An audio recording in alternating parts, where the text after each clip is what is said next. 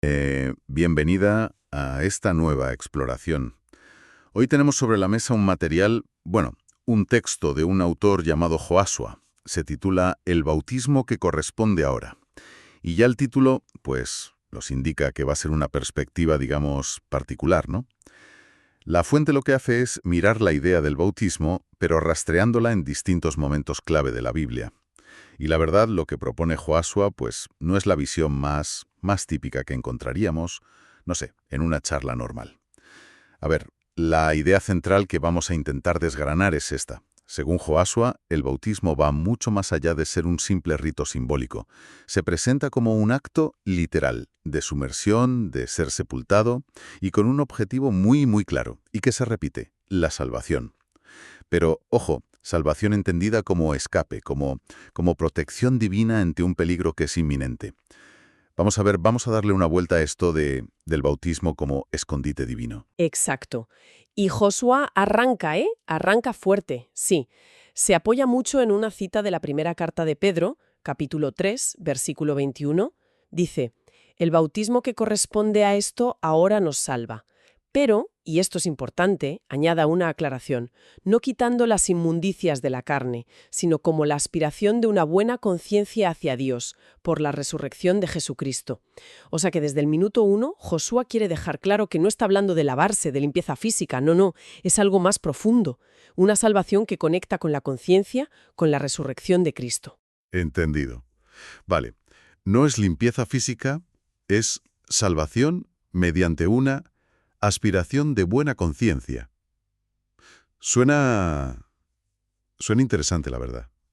Entonces, nuestro plan hoy es seguir ese hilo argumental de Joshua, ver cómo va construyendo esta idea a través de, creo que son 5 etapas o ejemplos principales que él identifica en las Escrituras. Vamos a ver si se sostiene esta perspectiva a lo largo de su análisis. Empecemos por el principio, por lo básico, el punto número 1 de Joshua. ¿Qué quiere decir realmente la palabra bautismo según él? Porque me da que aquí está la raíz de todo, ¿no? Es fundamental para entender todo lo que dice después, absolutamente. Josué insiste mucho en el origen griego de la palabra batizo, que significa literalmente sumergir, hundir, pero recalca, y esto es clave, que no es una inversión así superficial, no, es completa, hasta el punto de quedar cubierto, sepultado. Y aquí viene el giro, la interpretación clave de Joshua. Para él, bíblicamente, esto no describe principalmente una ceremonia religiosa que establecemos los humanos, no, es un método divino. Una acción específica que Dios usa para ocultar, para esconder, para proteger a alguien o a un pueblo entero de un peligro que es inminente y grave. Lo presenta no como un símbolo estático, sino como un acto dinámico de salvación, un mecanismo de escape que viene de Dios. Qué interesante. O sea que la palabra misma ya llevaría dentro la idea no solo de sumergir, sino de sumergir para proteger. Cambia bastante el enfoque, ¿sí? ¿Y cómo aplica Joshua esta idea inicial a un evento histórico concreto? Aquí entraría el segundo punto que mencionabas, el famoso cruce del Mar Rojo. Correcto. Ahí va Joshua directamente a la primera carta a los Corintios, capítulo 10, versículo 2. Ahí el apóstol Pablo escribe: y todos los israelitas en Moisés fueron bautizados en la nube y en el mar. Para Joshua, esto no es Pablo usando una metáfora, digamos, posterior sobre el bautismo cristiano, no. Él argumenta que Pablo está describiendo un bautismo literal, algo que ocurrió en ese momento histórico. Dios no les pidió a los israelitas, oye, haced un ritual de inmersión, no. Dios los sumergió activamente para salvarlos. ¿Y cómo exactamente? ¿Cómo fue esa sumersión? Josué lo explica así: Dios los ocultó, por un lado, bajo la protección de la columna de nube, y por otro, los hizo pasar entre las murallas de agua del Mar Rojo. Estaban, en efecto, sumergidos, escondidos, tanto de la vista como del alcance del ejército egipcio que venía detrás. Su bautismo, según esta lectura, fue su vía de escape físico. Una intervención divina directa donde esa inmersión en la protección de la nube y el mar fue literalmente su salvación de una muerte segura. Es un ejemplo muy físico, muy tangible, de este principio de sumergir para salvar. Vale, entiendo la conexión que establece. Sumergir igual a ocultar, igual a proteger, igual a salvar. Y usa esa cita de Corintios como como la llave para interpretar el Éxodo así. Pero claro, ese es un evento muy único, muy físico. ¿Cómo mantiene esta lógica cuando llegamos al tercer punto, al ministerio de Juan el Bautista? Su bautismo era distinto, ¿verdad? Era en un río, implicaba arrepentimiento. Sí, el contexto cambia, claro, pero que Joshua argumenta que el principio que hay debajo es el mismo: sumergir para escapar de un peligro inminente. Cita Marcos 1, versículo 4, que dice que Juan predicaba el bautismo de arrepentimiento para perdón de pecados. Hasta ahí, bien. Pero que Joshua pone el foco en la motivación, en la urgencia que había detrás de ese bautismo. Y para eso destaca unas palabras muy duras de Juan, las que recoge Lucas en el capítulo 3, versículo 7. Cuando Juan ve llegar a las multitudes, les suelta: «Oh generación de víboras, ¿quién os enseñó a huir de la ira venidera?». Ahí está. Aquí es donde se pone interesante de verdad. La palabra clave es huir. Exactamente, Josué subraya ese verbo, huir. Según su interpretación, la gente no iba a Juan simplemente para cumplir un nuevo requisito religioso o para una limpieza simbólica. No, iban en masa porque Juan les estaba anunciando una ira venidera, un juicio divino que estaba al caer. Y su bautismo, la inmersión en el Jordán, se presentaba como la forma que Dios había señalado para escapar de esa ira, para esconderse de ella. El arrepentimiento era la condición, sí, pero el bautismo era el acto de refugio, la vía de escape de ese peligro espiritual inminente. Sigue siendo un bautismo de escape, aunque el peligro ahora es la ira divina, no un ejército. Tiene sentido, dentro de su lógica sí. Se pasa de un escape físico a uno de juicio divino. Y supongo que el hecho de que Jesús mismo se sometiera a ese bautismo es importante para Josué, ¿no? Digno de bautizar a Jesús, normal. Pero Jesús insiste: deja ahora, porque así conviene que cumplamos toda justicia. Para Josué, esto no solo valida el ministerio de Juan, confirma la necesidad y la validez de ese bautismo específico, el de Juan. Era un paso necesario en el plan divino en ese momento histórico concreto. Era el escondite que Dios había provisto para esa etapa. Vemos la progresión: escape físico en el mar, escape del juicio con Juan.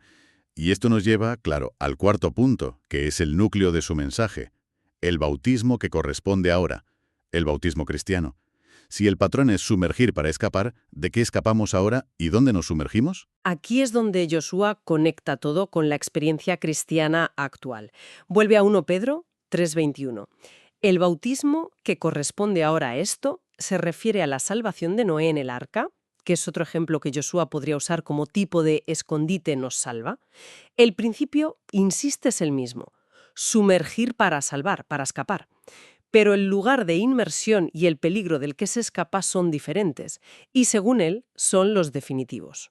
¿Y cuál es ese nuevo lugar de inmersión? Ya no es el Mar Rojo ni el Jordán, claro. Josué lo vincula directamente con la proclamación central de Jesús en Marcos 1:15. El tiempo se ha cumplido y el reino de Dios se ha acercado. Arrepentíos y creed en el Evangelio.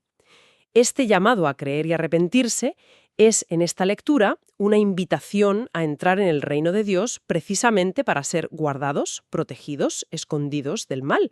¿Y cómo se entra? ¿Cómo se realiza esa inversión protectora? Pues Josué cita 1 Corintios 12:13, porque por un solo espíritu fuimos todos bautizados en un cuerpo. Ah, el cuerpo de Cristo. Ahí está la clave entonces. Exacto. El argumento es que el Espíritu Santo es el agente y el cuerpo de Cristo, la Iglesia entendida espiritualmente, es el nuevo lugar de inmersión, el escondite divino actual. Este es el bautismo que nos salva ahora. ¿De qué nos salva? Josué conecta esto con varias ideas. Nos salva del reino de las tinieblas. Mencionan la idea de ser rescatados de la potestad de las tinieblas, quizás aludiendo a Colosenses 1:13. Nos libra del lazo del diablo, hace referencia a 2 Timoteo 2:26, donde se habla de escapar del lazo del diablo, y nos separa de la perversa generación, citando las palabras de Pedro en Hechos 2:40. Sed salvos de esta perversa generación. El bautismo cristiano actual, por tanto, es una inmersión espiritual que realiza el Espíritu Santo.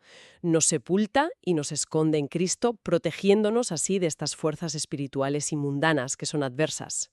Es lo que Josué llama el bautismo apostólico. Entiendo la línea argumental. Es el mismo mecanismo divino sumergir para salvar o esconder, pero que opera ahora a un nivel espiritual, dentro de Cristo, por la acción del Espíritu. Es una visión potente del bautismo, sí, ciertamente va más allá de un simple símbolo externo. Y esto nos lleva al quinto y último punto de Joshua. ¿Cuál es el resultado tangible de estar sumergido o escondido en Cristo de esta manera?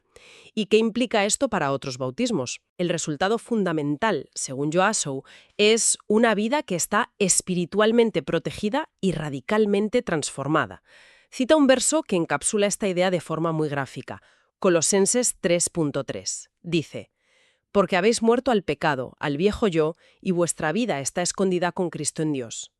Esta vida escondida es la consecuencia directa de haber sido sepultados con Cristo en este bautismo espiritual. No es una invisibilidad física, claro está, sino una protección espiritual contra la corrupción del mundo, contra esa perversa generación y las trampas espirituales. Es vivir bajo una cobertura divina permanente, digamos. Vuestra vida está escondida con Cristo en Dios. Es una imagen poderosa, ¿sí? Transmite una seguridad profunda. Pero si este bautismo en Cristo es la realidad plena, ¿qué pasa entonces con el bautismo de Juan, que antes era válido? Aquí Joashua es bastante tajante. Argumenta que el bautismo de Juan, aunque fuera divinamente ordenado y necesario en su momento, era solo una preparación, una sombra de la realidad que vendría con Cristo y el Espíritu Santo. Y una vez que llegó la realidad, pues la sombra quedó obsoleta. Para apoyar esto, relata el episodio de Hechos 19, versículos 1 al 7. Ahí el apóstol Pablo se encuentra en Éfeso con unos discípulos que solo conocían el bautismo de Juan. Cuando Pablo les explica sobre Jesús y el Espíritu Santo, dice el texto: «Cuando oyeron esto, fueron bautizados en el nombre del Señor Jesús». ¿Tuvieron que ser bautizados de nuevo? Exactamente. Para Joshua, esto demuestra que el bautismo de Juan ya no era suficiente ni válido una vez establecido el bautismo en el nombre de Jesús. Concluye afirmando que no hay otro escondedero, otro bautismo que realmente salve y proteja hoy en día, que este bautismo apostólico en el nombre de Jesús, el que nos sumerge por el Espíritu en el cuerpo de Cristo. Lo presenta como el único medio designado actualmente para esta salvación escape. Ok, vamos a recapitular un momento para asimilarlo todo. Hemos seguido el argumento de Joashua, parte de la etimología de bautismo como sumergir para esconder. Lo ilustra primero con el escape físico de Israel en el Mar Rojo, bautizados en la nube y el mar.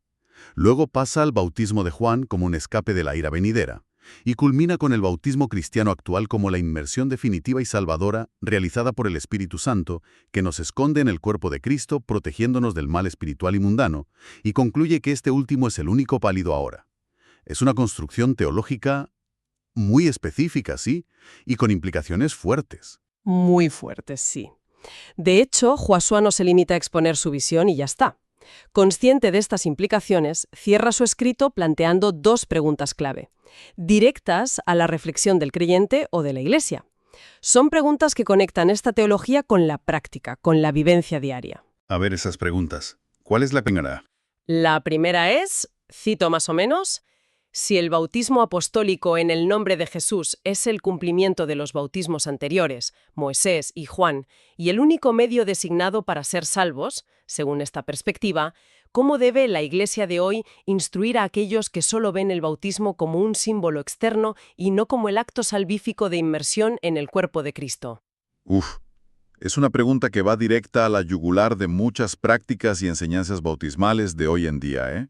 Desafía la idea del bautismo como mero testimonio público o como un símbolo de una fe que ya existe, y lo recoloca como el acto mismo que efectúa esa salvación escape inicial. Plantea un reto pedagógico y pastoral enorme, si se toma en serio la perspectiva de Josué. Totalmente. Pone sobre la mesa si la forma en que se enseña y se practica el bautismo en muchas comunidades refleja adecuadamente esta supuesta naturaleza esencial y salvífica que Joashua le atribuye. Es una cuestión importante. Desde luego. ¿Y la segunda pregunta? La segunda conecta otra vez con Juan, pero mirando al presente. Teniendo en cuenta que el bautismo de Juan era para huir de la ira venidera, de qué manera el bautismo que corresponde ahora nos salva de una perversa generación y nos libra del lazo del diablo en la vida diaria del creyente. Esta es más existencial, más práctica. Si la primera cuestionaba la enseñanza, esta cuestiona la experiencia. ¿Cómo se manifiesta concretamente esa vida escondida? ¿Cómo se vive esa protección y ese escape del mal en el día a día? No basta con decir que estamos escondidos, no. Hay que explorar cómo se traduce eso en victoria sobre el pecado, en resistencia a la tentación, en discernimiento frente al engaño. Josué nos deja pensando en la realidad experiencial de esa salvación. Exacto. Pide que se articule la eficacia práctica y continua de ese bautismo inicial. No es solo un evento que pasó, sino una realidad presente que, según esta visión, debería tener efectos demostrables en la lucha espiritual cotidiana del creyente. Son dos preguntas que realmente invitan a profundizar mucho más allá de la simple aceptación de una doctrina. Dan que pensar. Sin duda, nos dejan con mucho que meditar sobre qué significa realmente el bautismo y cómo se vive esa supuesta realidad de estar escondido con Cristo en Dios. Es una perspectiva que, como mínimo, obliga a reexaminar las ideas que uno ya tenía. Definitivamente. Y Joshua, tras plantear estas cuestiones tan pero tan profundas, finaliza su escrito no con una última afirmación teológica, sino con un tono más personal, con un deseo. Citamos directamente de la fuente. Solo resta desearles las más ricas bendiciones, para ti y tu familia en el nombre glorioso de Jesucristo. Un cierre pastoral, sí, tras un análisis teológico intenso. Bueno, pues hemos recorrido un camino interesante hoy, explorando esta visión particular del bautismo como un acto continuo de salvación divina a través de la inmersión protectora. Gracias por guiarnos a través de los argumentos de Joshua. Ha sido un placer desgranar esta perspectiva que es, bueno, muy enfocada y, desde luego, desafiante. Deja mucho en qué pensar, ¿sí?